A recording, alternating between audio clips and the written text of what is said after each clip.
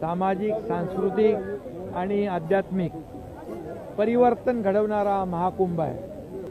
हा महाकुंभ एक अद्भुत आहे। आज इथं खरं म्हणजे 144 वर्षानंतर हा महाकुंभ होतोय आणि अशा महाकुंभामध्ये मनुष्य जीवनामध्ये स्नान एकदा तरी झालं पाहिजे। मनुष्य जीवन बार बार येत नाही, मिळत नाही आणि असं लोकांचं म्हणणं आहे की यामध्ये स्नान केल्यानंतर जीवन सार्थकी लागतं आणि म्हणून 144 वर्षानंतर हा महाकुंभ होतोय। 60 कोटी लोक इथं येऊन गेले याचा अर्थ काय? आणि म्हणून एवढ्या सर्वांचं नियोजन हे सगळे रेकॉर्ड तोडणार आहे। हे पुरं वैश्विक म्हणजे विश्व रेकॉर्ड तुमचं गिनीज बुक असेल नाही तर आणखी कुठले रेकॉर्ड असतील सगळे मोडून टाकतील आणि एवढी तयारी एवढं नियोजन चांगलं केलंय।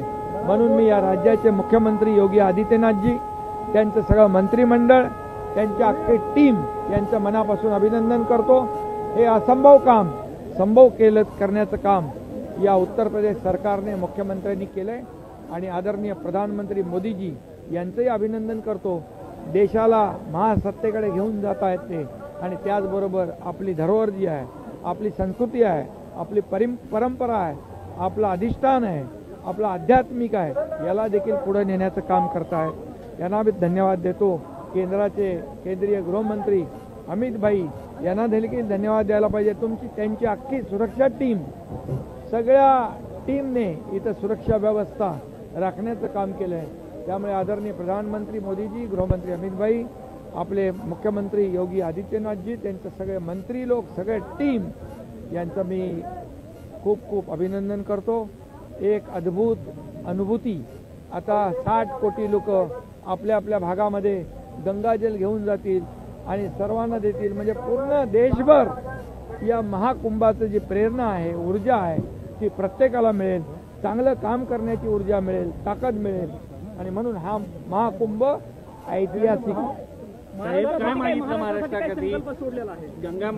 गंगा मैयाकडे काय मागायला लागत नाही।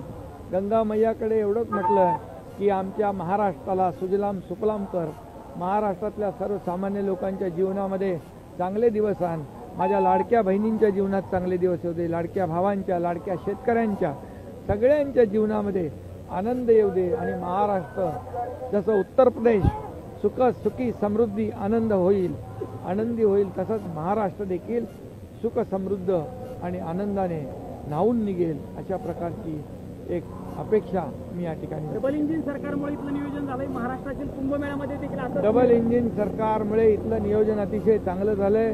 आदरणीय प्रधानमंत्री मोदीजींच्या नेतृत्वाखाली योगीजींनी अतिशय चांगलं काम केलंय आणि याचे अनुभव घेऊन आम्ही महाराष्ट्रामध्ये देखील कुंभ यशस्वी करू।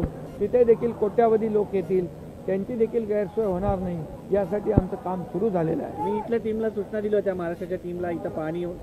महाराष्ट्राची टीम जी आहे अधिकारी, मी मुख्यमंत्री योगीजींशी स्वतः बोललो, ते म्हणाले त्या टीमला पाठवा।